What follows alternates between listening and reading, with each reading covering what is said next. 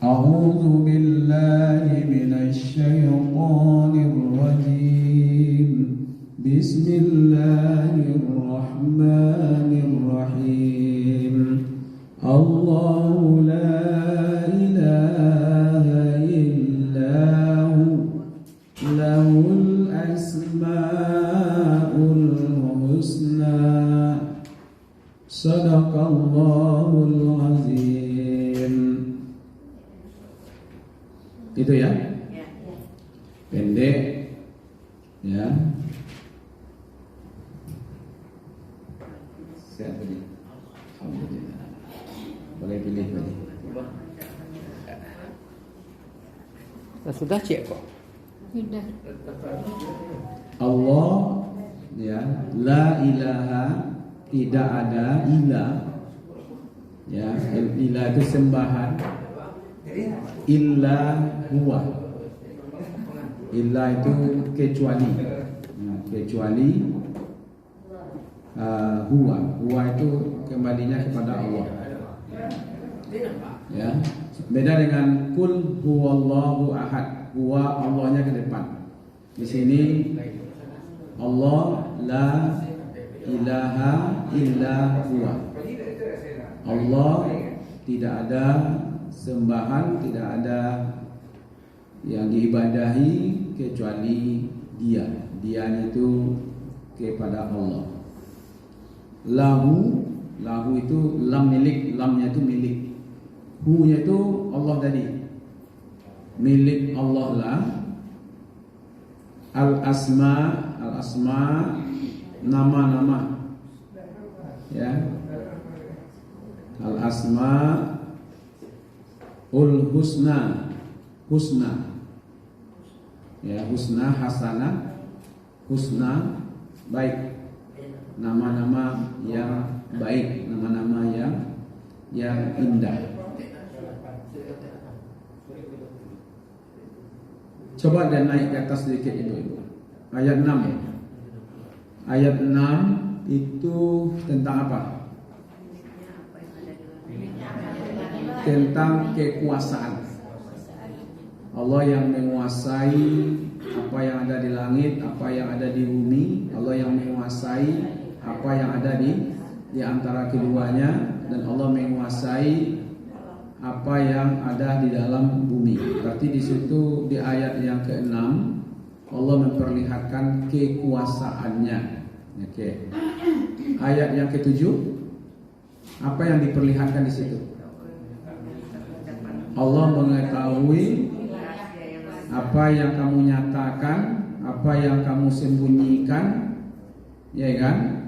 Kemudian apa yang terlintas, malahan yang belum terlintas pun diketahui oleh Allah. Berarti di situ Allah ingin memperlihatkan ilmunya. Di ayat 6 Allah memperlihatkan kekuasaannya, di ayat 7 Allah memperlihatkan pengetahuannya, ilmunya. Di ayat 8 Allah memperlihatkan keindahannya dengan nama-nama yang indah. Dulu di Padang ini terkenal tuh, ya kan, program Asmaul Husna. Ya kan, ada yang hafal gitu? MTI apa? Ya Allah ya Rahman ya Rahim ya Malik ya Quddus ya Salam ya Mu'min ya Muhaimin ya Aziz ya Jabbar ya Mutakabbir ya Khalik. Apa ya? Kalau sama-sama apa sadanya? Alhamdulillah. Mungkin besok ada lomba Asmaul Husna, anak hadiahnya brosur umroh. Ya, jadi ada dulu program Wali Kota Padang, kawan Pak Haji itu. Iya. Programnya Asmaul Husna, menggemalah semua di mana, ya kan? Dapat mobil ya? Ada dulu mobil hadiahnya. Yang hafal, yang bagus sama Husnanya dapat mobil. Umroh ya juga.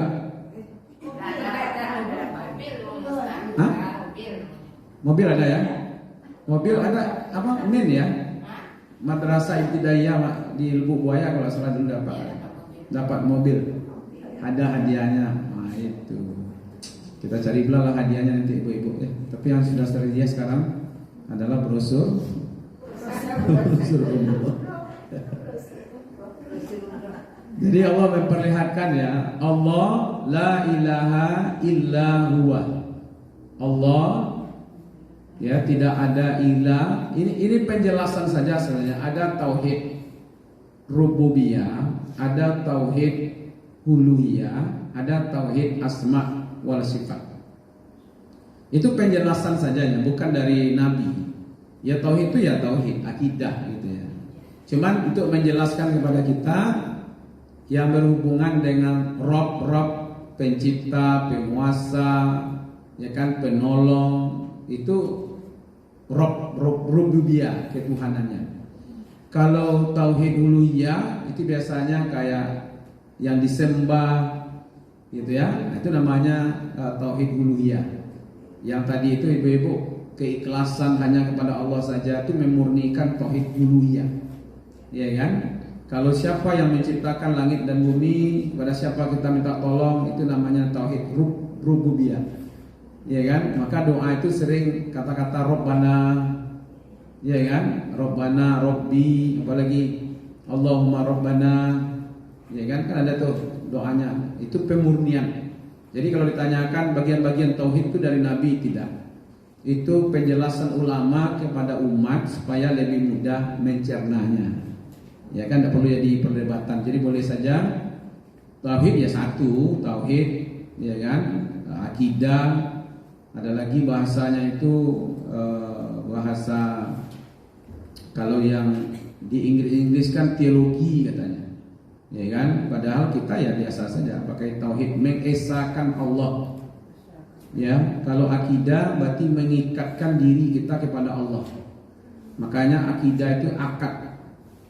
Ya kan, setiap kita berakad berarti kita mengikatkan diri kita kepada Allah. Maka Allah penguasa, kita yang diciptakan. Allah yang kita sembah, kita yang menyembah. Jadi kita itu seperti budak. Harusnya seperti itu. Memposisikan diri kita ini seperti dibelenggu. Ya, seperti orang yang terikat. Akidah itu dengan ikatan. Jadi kita ini kayak kambing yang diikat. Kan kama ditariknya dalam berangkai. Iya kan? Kalau tidak dia tidak mau dia boleh kan? Nah itu. Jadi posisi kita itu sebenarnya hamba dengan khaliknya. Hamba itu kan kalau di bahasa sekarangnya budak kan. Hamba saya budak. Menghambakan diri. Ya kan, merendahkan diri kita gitu. Nah, itu kadang-kadang ada manusia ini sosok kan, sosok gadang, sosok berkuasa, padahal kita tidak punya kuasa. Di sini sebelum Allah memperkenalkan tentang dirinya, Allahu la ilaha illa huwa, ternyata diperkenalkan dulu tentang Allah yang kekuasaannya meliputi langit, meliputi bumi, kemudian antara langit dan bumi, dan apa yang ada terkandung di dalam bumi itu sendiri. Allah memperkenalkan dirinya dengan pengetahuannya, ya, yang dinyatakan, yang disembunyikan, yang sir, yang jahar, yang terlintas, yang belum terlintas pun diketahui oleh Allah. Allah yang mana itu? Nah, itu dia. Allahu la ilaha illa huwa. Jadi kalau dibawa ke surat Al-Fatihah, ada Allah Ar-Rahman, ada Ar-Rahim, ada Al-Hamid, ada Al-Malik. Setelah empat itu diperkenalkan, baru ada iyyaka na'budu. Nah, gitu. Di sini diperkenalkan dulu tentang kekuasaannya, tentang ilmunya, baru ada kalimat ilaha. Begitu cara Allah memperkenalkan. Ini ayat yang menyebabkan Umar masuk Islam kan? Ayat-ayat inilah yang menyebabkan Umar masuk Islam. Surat Toha. Karena Umar tahu. Iya kan? Jadi orang kafir pun kalau dia belajar tentang Al-Quran, iya kan? Dia akan paham. Tinggal lagi dia dapat hidayah apa tidak. Iya kan? uhiya ilayya annahus tama'a nafarun minal jinni faqalu inna sami'na qur'ana ajaba. Jin itu ibu-ibu, jin itu makhluk pertama kotor, ya. Dia makanya suka di tempat-tempat yang kumuh-kumuh, termasuk WC, ya. Dia ribut, bising. Kalau dia tinggal di rumah kita, rumah yang kita tinggalkan, itu dia kencing di mana-mana aja tuh. Ya. Makanya kalau rumah itu kosong sekian hari, ketika kita baca salam masuk ke rumah itu, dia paham tuh ini bukan rumah dia. Makanya tempat tidur spray itu harus diganti. Karena itu dia terkencing di situ, kotor, bising, ribut. Itu tipenya jin. Jadi suatu kali Nabi membacakan Al-Quran di satu lembah namanya Lembah Nahlah. Di lembah itu ketika Al-Quran itu dibacakan, langsung jin itu terdiam.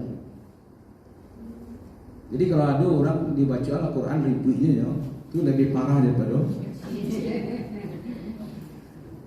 Jadi ketika katakanlah, ya, maksud Allah itu katakanlah wahai Muhammad, telah diwahyukan kepadaku bahwa sekumpulan jin telah mendengarkan. Jadi Nabi membaca Al-Quran. Nabi membaca Al-Quran di lembah Nahlah itu.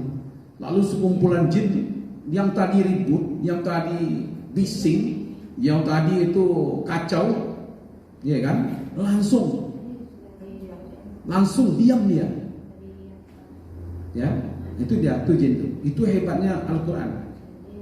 Ya kan? Apa? Ketika Nabi, kan jelas dia terjemahannya di sini kan? Katakanlah Muhammad, telah diwahyukan kepadaku, artinya telah diberitahukan kepadaku bahwasanya sekumpulan jin telah mendengarkan Al-Quran di lembah Nahlah tadi itu. Jadi ketika Nabi membaca Al-Quran di situ, sekumpulan jin langsung terdiam dia, tenang dia. Ketika ada teman-temannya yang masih bising-bising juga, dia mengatakan kepada temannya, kok kami sedang mendengar Al-Quran kok. Al-Quranku yang menakjubkan. Itu dia tuh. Ya kan? Mereka berkata, jin tadi itu, ke kawan-kawannya yang masih adojo dan ribu-ribu lain, tiap kami sedang mendengarkan Al-Quran. Baru terdiam ya, begitu dahsyatnya Al-Quran ini. Ya kan? Kami telah mendengarkan Al-Quran yang menakjubkan. Makanya Al-Imam Mustafa Al-Marri dalam kitab Al-Marri mengatakan, kalau seandainya hakim pun, ya, hakim sedang bersidang, lalu ada orang membacakan Al-Quran, ditundanya sidang itu, karena Al-Quran dulu. Itu soalannya. Ini orang kan tidak dapat hidayah dengan Al-Quran itu karena mau dengar. Jin yang ribut saja. Ya, tapi mana boleh tunjuk nanti kalau dulu Mas Haji enggak, Ustaz sedang baca Quran nyeribu sebelah tak, itu lebih parah pada jin itu orang. Jadi ini kalimatnya, coba lihat di situ. Sesungguhnya kami telah mendengarkan Al-Quran yang menakjubkan. Siapa yang mengatakan kami telah mendengarkan Al-Quran yang menakjubkan? Jin itu kepada temannya. Kata ada juga yang ribut-ribut kan, yang masih ada juga yang lain tenang dia. Ya kan? Jadi Al-Quran itu katanya menakjubkan jin, padahal bukan untuk jin. Padahal Al-Quran itu hudan linnas. Tapi gara-gara Nabi membacakan Al-Quran di lembah Nahlah, di situ ada jin. Lalu jin itu yang bising-bising, dia ribut-ribut, langsung terdiam mendengarkan Al-Quran. Nyota agak kawannya lagi. Kalau adunya nama ngecek lah, adunya dan ya, yang ribut-ribut lain. Kami itu sedang mendengarkan Al-Quran yang menakjubkan. Lalu katanya apa? Yahdi ila rusdi. Ini Al-Quran ini memberikan petunjuk kepada kami jalan yang benar. Lalu apa katanya? Fa'aman nabi. Kami beriman kepada Al-Quran ini. Wala nusyrik, kami tidak mensyirikatkan Allah bi rabbina, itu dia ahada. Dia. Coba bayangkan ibu-ibu, jadi kita ini sedang beruntung sebenarnya, sedang mendapatkan ya waktu, tenaga, pikiran untuk berlama-lama dengan Al-Quran, ya kan? Nah, disinilah letaknya bagaimana kekaguman gitu. Jadi Allah itu memperkenalkan itu supaya muncul kekaguman, ya kan?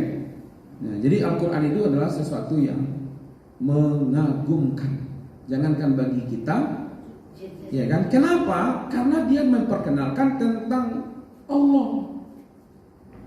Makanya dulu kan ada 4 ya fungsi Al-Quran ini secara umum. Apa kemarin? 1, memperkenalkan tentang Allah. Yang kedua, bagaimana berinteraksi dengan Allah. Yang ketiga, bagaimana mendapatkan kebahagiaan dunia dan akhirat. Yang keempat, baru cerita tentang kisah-kisah tempo lalu, orang-orang baik dan orang-orang jahat begitu. Jadi begitu Allah memperkenalkan, itu yang membuat jin itu takjub, terkagum dia, lalu beriman dia, ya, dan tidak mensyarikatkan. Nah, sekarang Allah sudah memperkenalkan kepada kita. Ayat 6, kekuasaannya meliputi langit, bumi, kedalaman bumi, di antara langit dan bumi, pengetahuannya, ya kan, yang tersembunyi, yang jahar, yang terpikir, yang belum terpikir pun sudah ada. Jadi bahasa-bahasanya itu kalau ada niat tidak elok lain, jangankan baniannya saja, yang alun saja lah sudah gitu, ya kan? Nah, sekarang Allah ingatkan kalimat la asmaul husna, gitu, asmaul husna, itu ya. Oke, jadi tadi ini Allah lafaznya, jadi terangkum sebenarnya. Jadi 99 nama itu ada di lafaz Jalalain, itulah Allah. Jadi Allah, nanti asma itu terangkum di dalam Allah itu. Jadi bukan terpisah-pisah. Jadi jangan pula tuduh nanti kami masih 3 Tuhan kami, kata orang-orang kafir kan. Tuhan Bapa, Tuhan apa lagi? Ibu, iya kan? Tuhan Anak. Orang Islam Tuhannya berapa? 99 gitu. Itulah asma tadi itu. Padahal itu asmaul husna, nama-nama Allah yang ada disifati di situ. Ada Ar-Rahman, ada Ar-Rahim, ada Al-Malik, ada Al-Qudus. Ya kan, itu disifatkan di situ. Di nama asmaul husna. Maka itu ada kalimat lahu. Ya kan? Maka ada tadi ya, Allahu la ilaha illa huwa. Jadi Allahnya dulu, baru lahu, miliknya. Jadi bagi kita, ya kan, orang Hindu dulu pernah juga ngomong begitu. Kita ini sama aja sebenarnya. Kami juga begitu katanya. Ada dewa, ada dewi. Iya kan? Makanya Pulau Bali itu disebut dengan Pulau Dewata, dewa, para dewa. Di situ ada dewa Saraswati, ya kan, yang memberikan rezeki, ya kan, padi menjadi. Itu ada dewi itu, Dewi Saraswati dan bagi mereka. Ada dewa Ganesha yang dianggap itu bagian dari memberikan ilmu. Makanya lambang dari ITB itu Ganesha. Iya kan, yang kayak dewa pakai patung itu. Coba lihat lambang ITB, iya kan. Malah ada tempat les, iya kan, bimbel Ganesha, GO kan. Nah, itu Ganesha itu dianggap lambang ilmu. Kita punya Al-Alim, kita punya Asma Allah, iya kan. Itu dia sebenarnya, iya kan, yang sempurna. Jadi walillahi, milik Allah lah asmaul husna, ya kan, milik Allah lah nama-nama yang indah. Jadi sekarang Allah ingin perlihatkan, kalau tadi itu ilmunya, kekuasaannya, Sekarang Allah ingin beritahu kepada kita bahwa ada nama dan sifat Allah. Ya kan, itu namanya tauhidnya nanti asma wal sifat. Indah, sempurna, tidak bertentangan satu sama lain. Oke.